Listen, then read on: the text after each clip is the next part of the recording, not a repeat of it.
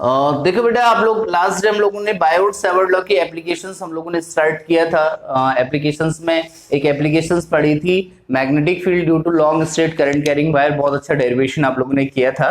तो उस magnetic field due to long straight current carrying wire में बेटा हम लोगों ने मैग्नेटिक फील्ड निकाला था। किसी लॉन्ग स्ट्रेट वायर के लिए मैग्नेटिक फील्ड की वैल्यू थी हमारे पास B is equal to, magnetic field due to long straight current carrying wire B is equal to था mu not upon 4 pi I upon A in bracket sine phi 1 plus sine phi 2। Derivation सबको clear था? This is the magnetic field था। इसके दो तीन cases हम लोगों ने टू केसेस कर लिए थे। एक तो magnetic field at the middle point पे हमने निकाला था, ठीक है, infinitely long, when wire is infinitely long. Second हमने निकाला था when point at the one end of the wire. One and का मतलब जैसे ये वायर थी, इसके यहां पर हमारे पास पॉइंट था, इधर पॉइंट था, क्लियर हो गया। Other and is infinite long था। दो हम लोगों ने ये केसेस किए थे। देन थर्ड आप लोगों को मैंने बताया था, अगर आपको याद होगा तो थर्ड जो हम लोगों ने केस किया था करना है, तो हमारे पास अगर वायर की जो लेंथ है वो फाइनाइट गिवन है। Suppose you have given a finite length of wire, ठीक है, आपको कैसी लेंथ गिवन है? Finite length of wire is given. अब फाइनाइट लेंथ ऑफ वायर में क्या होगा, ध्यान से समझ लें, ठीक है, थोड़ा सा इस केस को समझ लें। मान लो हमारे पास वायर गिवन है, ये दिस इज द वायर, ठीक है, और आपसे कहा जा रहा है इसकी जो लेंथ है वो L है and it carrying I ampere of current. This is the wire of length L, एक L लेंथ की एक वायर है और इस पर I करंट फ्लो कर रही है, I current is flowing through the wire. अब आपको मैग्नेटिक फील्ड निकालना है इसकी वजह से, तो हम क्या करेंगे, इसका मिडिल पॉइंट ले लेंगे, ये O, ठीक है। इस O से कितनी डिस्टेंस पे हमारे पास पॉइंट हो गया, स्मॉल a डिस्टेंस पे था, तो वही लेंगे जैसे था हमारे पास कल। This is the point P। अब बताओ इस पॉइंट पे मैग्नेटिक फील्ड की डायरेक्शन क्या होगी, invert to the plane of paper, yes और no? The direction of magnetic field will be invert to the plane of paper होगी। अरे समझ में आ गई बात? अब यहां पर देखो बेटा, ये वाला जो एंगल बनेगा, ये दिस एंगल, इस एंगल को हम क्या कहेंगे, फाई 1, कल जैसे हमने डायग्राम लिया था, और इस एंगल को हम क्या कहेंगे, फाई 2, ठीक है। अब पूरी लेंथ L है तो ये वाली लेंथ कितनी हो जाएगी, ये भी कितनी हो जाएगी, तो ये हाइपोटेन्यूज कितना हो जाएगा बताओ, L square by 4 plus A square, और ऐसे ये भी हाइपोटेन्यूज हो जाएगा L square by 4 plus A square. अरे यस और नो? अब आपके पास देखो मैग्नेटिक फील्ड होता है हमारे पास B is equal to mu not upon 4 pi I upon A sine phi 1 plus sine phi 2। This is the magnetic field, ये हमारे पास मैग्नेटिक फील्ड है। तो यहां पर हमारे पास देखें तो B इज इक्वल टू हो जाएगा म्यू नॉट अपॉन 4 पाई, तो आप ऐसे लिखोगे, that is I upon A भी आपके पास ऐसे ही रहेगा, sine phi 1, sine phi 1, phi 1, this is the angle phi 1, तो फाई 1 के लिए ये एक ट्राइंगल देखो, in this triangle, this is the triangle perpendicular upon hypotenuse, sine phi 1 is equal to हो जाएगा L by 2 upon under root L square by 4 plus A square, ठीक है। साइन फाई 2, ये एंगल हमारे पास हो गया फाई 2, ये वाला एंगल हमारे पास हो गया फाई 2, इसके लिए भी आपका मैग्नेटिक फील्ड हो जाएगा L by 2 upon under root L square by 4 plus A square, ठीक है भाई। इसको सिंप्लीफाई करेंगे तो B इज इक्वल टू, दोनों सेम आ रहे हैं ना, तो हमारे पास क्या हो जाएगा, इसको आप सिंप्लीफाई कर लोगे तो B इज इक्वल टू हो जाएगा mu not upon 4 pi I upon A। दोनों का एलसीएम कितना आ जाएगा बेटा, वही रहेगा, देखो क्या, L square by 4 plus A square का अंडर रूट, क्लियर हो गया, एलसीएम आ गया। ऊपर क्या हो जाएगा, L by 2 plus L by 2, that is L, ठीक है। तो ये magnetic field due to the finite length के लिए हो जाएगा, ठीक है बेटा। लिखो आप लोग केस थर्ड लिखो, magnetic field due to a, magnetic field due to a, magnetic field due to a finite length of wire, magnetic field due to a finite length of wire, magnetic field due to a finite length of wire, finite length of wire, लिखना बेटा। Suppose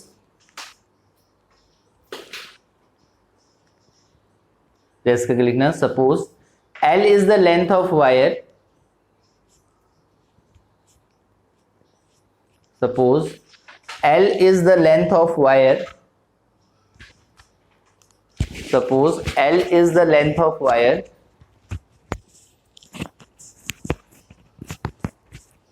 suppose L is the length of wire and point at a distance, small a distance from its middle, point at small a distance from its middle as shown in figure, as shown in figure. Then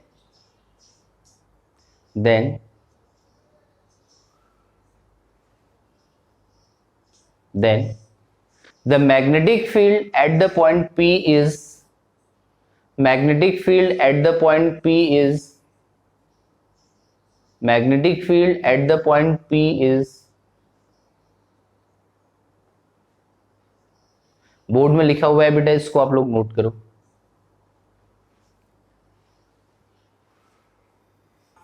Biot Savart law की ये जो हम पढ़ रहे थे applications magnetic field, देखो हमारे पास 3 एप्लीकेशंस होगी। Magnetic field due to a circular loop, second हो गया magnetic field along to the axis of loop, third हो गया magnetic field due to long straight wire. तो अब तीनों के कंबाइंड क्वेश्चंस हम लोग करेंगे, इंडिविजुअल एक एक क्वेश्चन नहीं करेंगे, तीनों के कंबाइंड क्वेश्चंस करेंगे। क्या क्या क्वेश्चन बन सकते हैं, जैसे एक एग्जांपल के लिए समझते हैं, ठीक है। कुछ क्वेश्चंस मैं करा रहा हूं, प्रैक्टिस करा रहा हूं, ठीक है। तो हमारे पास देखो, मान लो हमारे पास एक, इधर ध्यान से समझें,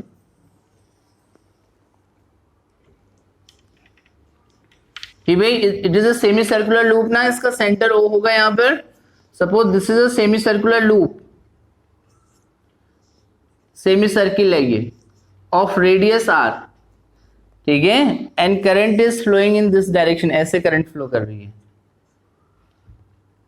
तो आपसे पूछा जाता है फाइंड, ठीक है, एक क्वेश्चन हम लोग करते हैं, क्योंकि सारी मेथड, तीनों एप्लीकेशंस हम लोग पढ़ चुके हैं इसकी, 3 एप्लीकेशंस पढ़ चुके हैं इसकी, तो इन एप्लीकेशंस पे बेस्ड क्वेश्चंस देखते हैं हम लोग। एक क्वेश्चन हमारे पास है, देखो आपको दिखाई दे रहा है, क्वेश्चन दिखाई दे रहा है, this is the straight current carrying wire, यहाँ पर हमारे पास कर्व आ गया, एक सेमी सर्किल आ गया, एंड देन फिर अगेन क्या हो जाएगा, आपके पास स्ट्रेट पार्ट आ जाएगा।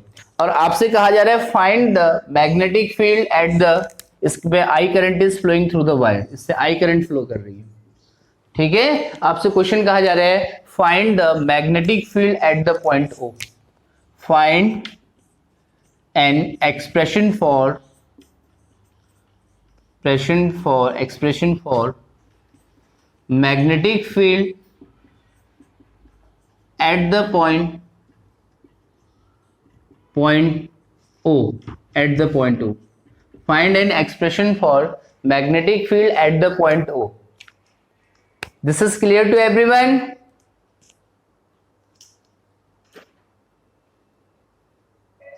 Okay beta, we can divide this wire या this current carrying element into 3 parts. One part is that one, इसको फर्स्ट रीजन मान लेते हैं हम, फर्स्ट पार्ट ये हो गया हमारे पास, and this is the semi circular part, this is the second part हो गया हमारे पास, और ये हमारे पास थर्ड पार्ट हो गया। क्लियर हो गया? देखो अगर आप इस रीजन को देखें, we have to find the magnetic field at the point O, इस ओ पॉइंट पर आपको मैग्नेटिक फील्ड फाइंड करना है। तो magnetic field at the point O is due to, first is this region, इस region की वजह से होगा, this is the straight wire, second due to the semi circle होगा, and third हमारे पास होगा due to the again straight wire की वजह से होगा। तो net magnetic field at the O is B net is equal to magnetic field due to the first region plus magnetic field due to the second region plus magnetic field due to third region. Yes or no? Yes or no? Now beta, according to the first part, according to this part, ये वाला जो part आपको दिख रहा है, the point O is along to the direction of current flowing, the magnetic field will be 0. Yes or no? Yes or no? Yes. This is the semicircle. In case of circular loop, आपको मैंने बताया था जब आप circle पढ़ रहे थे, magnetic field at the centre of ring कितना था, B is equal to, magnetic field at the centre of ring कितना था, B is equal to mu naught upon 2 I upon R. Yes or no? Mu naught upon 2 I upon R. Yes? भाई पूरे circle के लिए कितना था, mu not upon 2I/r। तो अब हमारे पास यहाँ सेमी सर्किल है, तो म्यू क्या हो जाएगा, mu not upon 2I/r। This is for whole circle के लिए होता है। सेमी सर्किल के लिए कितना हो जाएगा, semi circle will make 180 degree angle eight the centre. फिर सेमी सर्किल कितने का एंगल बनाएगा सेंटर पर, 180 डिग्री का एंगल। तो बताया था ये एक आर्क हो गया, और आर्क के लिए क्या फॉर्मूला बताया था, θ/360 प्लस। अब थर्ड हमारे पास रीजन यहाँ पर कौन सा हो गया, ये रीजन। अगर इसके हिसाब से देखें तो ये पॉइंट कहां पर आ रहा है, along to the direction of current flowing. तो इसके लिए भी मैग्नेटिक फील्ड कितना होगा, 0 होगा बेटा। तो यहां से हमारे पास क्या हो जाएगा, देखो mu naught upon 2I/r into, इससे ये कैंसिल हो गया, तो कितना आ गया 1/2। तो कितना हो जाएगा, mu not upon 4I/r the net magnetic field at the centre O। The magnetic field at the centre O is कितना हो जाएगा आपके पास, B net is equal to mu not upon 4I/r at this point O। अब now what will be the direction of this magnetic field की direction क्या होगी, ध्यान से समझें। देखो बेटा current is flowing in this direction, आप पाम रूल भी लगा सकते हैं। देखो इनके लिए तो मैग्नेटिक फील्ड है नहीं, यहां पर अगर आप देखें तो पाम रूल लगाएंगे तो मैग्नेटिक फील्ड कहां हो जाएगा, inward to the plane of paper. Clear हो गया। तो यहां पर मैग्नेटिक फील्ड की डायरेक्शन क्या हो जाएगी, invert to the plane of paper.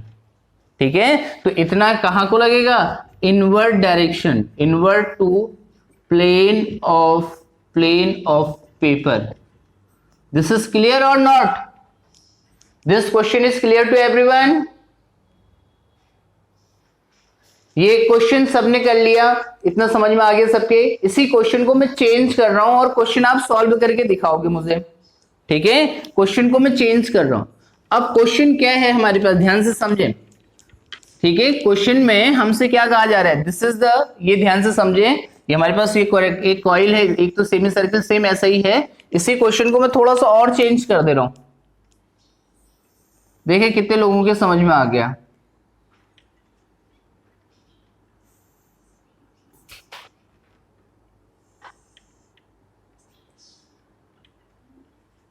लिखो, find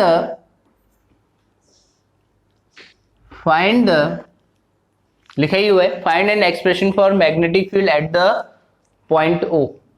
find an expression for magnetic field at the point O। Same है, इसकी पूरी कंप्लीट रेडियस आ रही है, ये जो नीचे वाला पार्ट है इसकी रेडियस भी हमारे पास आ रही है। ठीक है, अब आप इसके O पॉइंट पर मैग्नेटिक फील्ड निकाल के दिखाओ मुझे सारे बच्चे। ठीक है बेटा सारे बच्चे मुझे मैग्नेटिक फील्ड निकाल के दिखाओ एट द पॉइंट O पर। चलो बेटा इधर देखो, अब इस क्वेश्चन में इधर देखो, इसके लिए इधर देखो, यहां पर देखो क्या हो जाएगा बेटा, ये हमारे पास ऐसे करंट जा रही ना। अब देखो इस पार्ट के लिए तो यहां पर मैग्नेटिक फील्ड 0 है, तो इसका मतलब इसका तो कोई रोल है ही नहीं। क्लियर हो गया, और इसका भी कोई रोल नहीं है। अब जैसे उस पार्ट के लिए मैग्नेटिक फील्ड 0 था, ऐसे इतने पार्ट के लिए इसके लिए भी मैग्नेटिक फील्ड 0 होगा, इसके लिए भी 0 होगा, क्योंकि अलोंग टू द एक्सिस आ रहे हैं। तो अब देखें तो एक कंप्लीट रिंग बन गई कि नहीं ये क्या बन गई, कंप्लीट रिंग। और रिंग के सेंटर पे मैग्नेटिक फील्ड कितना होता है, mu naught upon 2I/r। Yes और नो, यस और नो। तो हमारा आंसर कितना हो गया, म्यू नॉट अपॉन 2I/r। अब हमें डायरेक्शन निकालनी है, what will be the direction of that magnetic field. इस मैग्नेटिक फील्ड की डायरेक्शन क्या होगी एट दिस पॉइंट O पर। तो उसके लिए आपको सिंपल सा कुछ नहीं करना है, तो आप क्या कर लगा दो, या तो राइट हैंड थंब रूल लगा दो। If curl of finger show the direction of current flowing, thumb will show the direction of magnetic field, जो हमने रूल पढ़ा था। तो यहां पर देखो क्या हो जाएगी, invert to the plane of paper. तो direction of magnetic field is invert to the plane of paper. बेटा सबके समझ में आ गया इतना, पक्का, वेरी गुड वेरी गुड। देखो अगले क्वेश्चन में हम कमलदा की इच्छा पूर्ति कर देते हैं। कमलदा ने क्या कहा हमसे, सबके समझ में आया। ये हमारे पास एक वायर है, चलो आंसर आप लोग बताओगे मुझे। ये सेकंड वायर है। अब इसमें जो डायरेक्शन ऑफ करंट है दोनों में ऐसे जा रही है। अब आपको O पर मैग्नेटिक फील्ड की डायरेक्शन और मैग्नीट्यूड बताना है। सब लगाओ दिमाग, सारे बच्चे please try, all of you. Girls आप लोग भी रिस्पॉन्स दो बेटा। देखो अब आप ध्यान से समझें, इस केस में क्या हो गया, अगर हमें ओ पर मैग्नेटिक फील्ड निकालना है तो इस रीजन के लिए मैग्नेटिक फील्ड तो जीरो होगा, इसकी वजह से भी मैग्नेटिक फील्ड जीरो होगा और इसकी वजह से भी मैग्नेटिक फील्ड जीरो होगा, ठीक है, क्योंकि point along to the direction of current flowing आ रहा है। अब बचा भाई सेमी ये सर्किल, इस सर्किल में देखो, इस सर्किल में देखो जो अपर वाला पार्ट है, इस पार्ट के लिए मैग्नेटिक फील्ड आएगा mu not upon 2 I upon R, इसका हाफ, क्योंकि सेमी सर्किल है, क्लियर हो गया। और नीचे वाले के लिए भी मैग्नेटिक फील्ड इतना ही आएगा, mu not upon 2 I upon R into half, ये भी सेमी सर्किल है, आएगा भाई। अपर पार्ट के लिए भी मैग्नेटिक, क्योंकि अपर पार्ट भी सेमी सर्किल बन रहा है और सेमी सर्किल के लिए सर्किल का हाफ हो गया, नीचे के लिए भी सेमी सर्किल बन रहा है, सेमी सर्किल का हाफ हो गया। बट अब देखो डायरेक्शन, देखो इसकी डायरेक्शन, देखो इसके हिसाब से देखें तो इनवर्ड होना चाहिए और इसके हिसाब से देखें तो आउटवर्ड होना चाहिए, और दोनों magnetic field equal and opposite हैं, तो नेट मैग्नेटिक फील्ड क्या हो जाएगा, B net is equal to, minus कर देंगे, क्लियर हो गया, B net is equal to minus कर देंगे, तो बी नेट कितना आ जाएगा हमारे पास, इक्वल टू 0 आ जाएगा, इज इक्वल टू कितना हो जाएगा, 0 हो जाएगा। तो ऐसे हम नेट मैग्नेटिक फील्ड निकाल लेंगे। थोड़ा सा क्वेश्चन को और ट्विस्ट करें, आप लोग बताओगे नेक्स्ट क्वेश्चन, सब आप ही लोग बता रहे हो है ना। देखो अब हमारे पास यहां पर क्या है, ये एक रिंग है जिसकी रेडियस आपके पास आर है, जैसे आपने पहले अभी रिंग ली थी, यहां से स्ट्रेट करंट कैरिंग वायर आई और यहां से वायर ऐसे जा रही है, करंट ऐसे जा रही है, क्लियर हो गया, यस और नो, यस और नो। तो अब आपको बताना है net magnetic field at the centre O पर बताना है। आपका यहां से आई एम्पियर की करंट जा रही है, ये आई एम्पियर की करंट जा रही है और यहाँ आई एम्पियर की करंट यहां से बाहर चले जाएगी, इस रिंग की रेडियस कैपिटल आर है और आपको एट द पॉइंट ओ पर मैग्नेटिक फील्ड बताना है, magnetic field at the point O पर बताना है। वेरी गुड, सारे बच्चे ट्राई करो, ठीक है। देखो कमलदा ने बहुत बढ़िया दिमाग लगाया बेटा, औरों के समझ भी आया ना। यहां पर देखो बेटा जो करंट आई है, it will divided into 2 parts, current will divide into 2 parts, एक तो हमारे पास इधर को चले जाएगी हमारे पास, दैट इज I/2, और दूसरा पार्ट इधर को चले जाएगा I/2, यस और नो, यस और नो।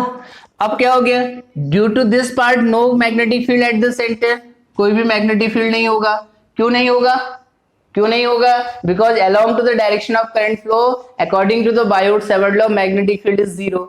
अब यहां पर देखो 2 पार्ट बन गए, ये यहां पर 2 पार्ट बन गए, देखो एक ऊपर वाला पार्ट है उसके लिए मैग्नेटिक फील्ड इनवर्ड जाएगा, दूसरा वाला पार्ट है उसके लिए मैग्नेटिक फील्ड आउटवर्ड आएगा। तो इन वाले के लिए, पहले वाले के लिए मैग्नेटिक फील्ड कितना आएगा, mu not upon 2 I/2 upon R into 1/2, है तो सेमी सर्किल ही वो, ठीक है। और दूसरे वाले के लिए कितना हो जाएगा, देखो mu naught upon 2 I/2, I/2 क्यों हुआ, समझ में आ रहा है सबके, करंट हाफ हो जा रही है, इंटू 1/2, ये बी नेट हो गया, तो बी इज इक्वल टू हमारे पास 0 हो गया, तो दैट इज आंसर हो गया, ठीक है। B net is equal to कितना हो गया, 0 हो जाएगा, ये हमारा आंसर रहेगा, ठीक है बेटा।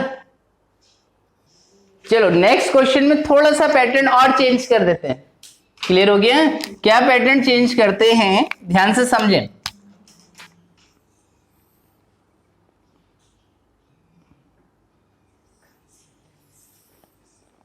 देखो ये हमारे पास 2 कंसेंट्रिक आर्क्स हैं,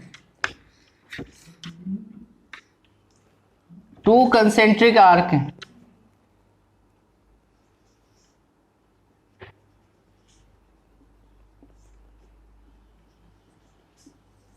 ये 2 कंसेंट्रिक आर्क है, सुनो इधर,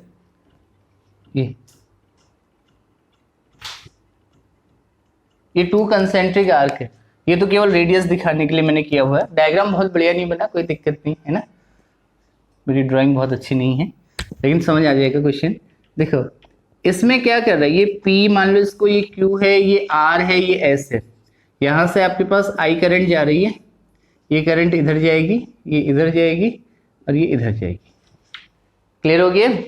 और यहां से लेके यहां तक की जो रेडियस है दैट इज द R1 है, और यहां से लेके जो आउटर वाली रेडियस है ये हमारे पास कितनी है, R2 है। क्लियर हो गया। तो आपको क्या करना है, find the magnetic field and its direction at the O point. Find an expression for magnetic field and its direction at the point O point पर आपको फाइंड करना है। लगाओगे ना दिमाग सारे बच्चे। And it is making an angle of theta, ये जो आर्क है ये थीटा का एंगल बना रहा है, ये भी आपको गिवन है। सारे बच्चे लगाओगे ना दिमाग। चलो फिर ट्राई करो सारे बच्चे। ट्राई किया बेटा।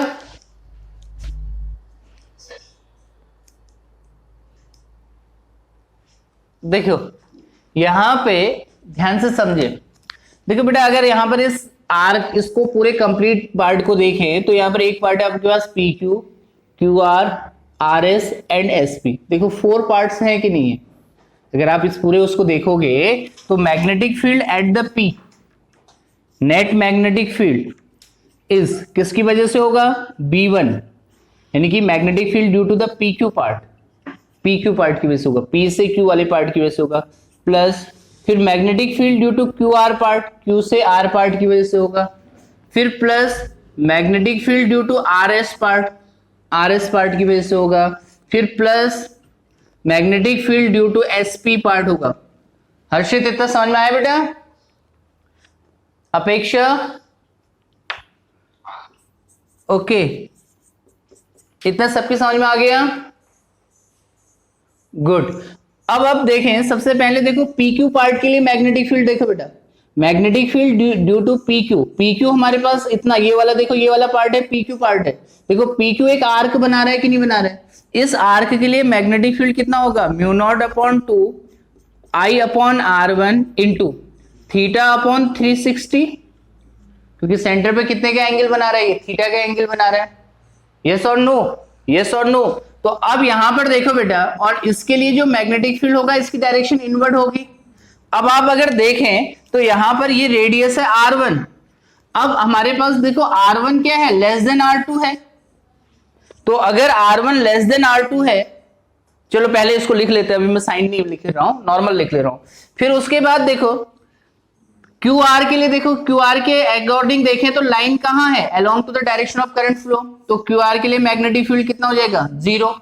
फिर उसके बाद देखो R से S के लिए अगर हम देखें तो R से S भी एक आर्क बन रहा है कि नहीं।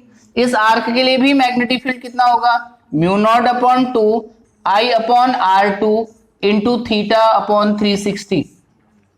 यस और नो। और हमारे पास देखो फिर आया SP पार्ट, और SP पार्ट के लिए भी मैग्नेटिक फील्ड 0 होगा। क्यों, क्योंकि along to the direction of current flow आ रहा है। अब यहां पर सारा खेल जो है इस और इस वाले पार्ट का है। तो अब इनका साइन देखते हैं। यहां पर देखो बेटा PQ, अब एक चीज मुझे बताओ, इन दोनों टर्मों में बड़ी टर्म कौन सी होगी, इसमें और इसमें कौन बड़ा होगा,